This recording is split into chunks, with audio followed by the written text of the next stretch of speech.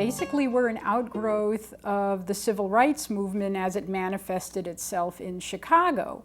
Because just as the civil rights movement in the South was mainly about voter registration and, of course, desegregation of counters and Jim Crow laws, in the Chicago area it was really about housing segregation. 1968, of course, was when Dr. King was assassinated, and within a week of that, there were all these civil rights laws that got passed, including the Fair Housing Act.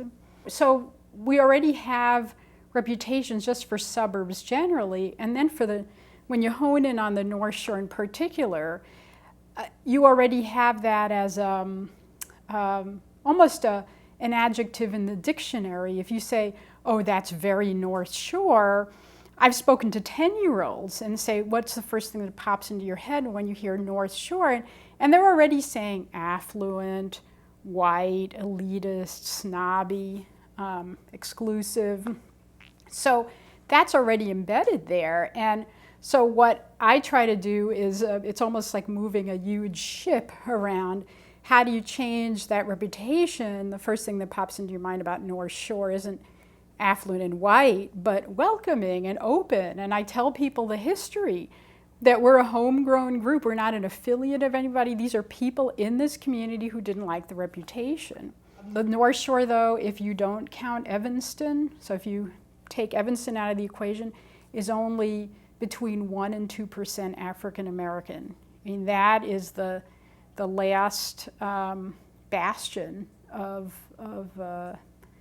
closed communities. But you talk to these communities, and all these mayors will say, well, we're open, and we have to gently tell them, well, you're really not. I mean, if you are open, you should go out and affirmatively market yourselves, and that the healthiest communities are the communities that are proud of their diversity.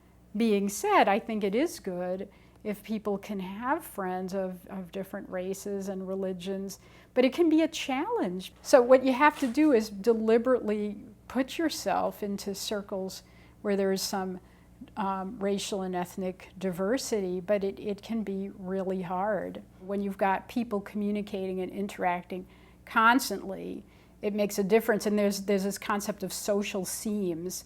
So we need more things in our community, places where people feel comfortable across race, class, and religion. And I've done workshops, and I've asked participants, where are the social seams in your community? And one thing, for example, in Skokie that comes up is the library.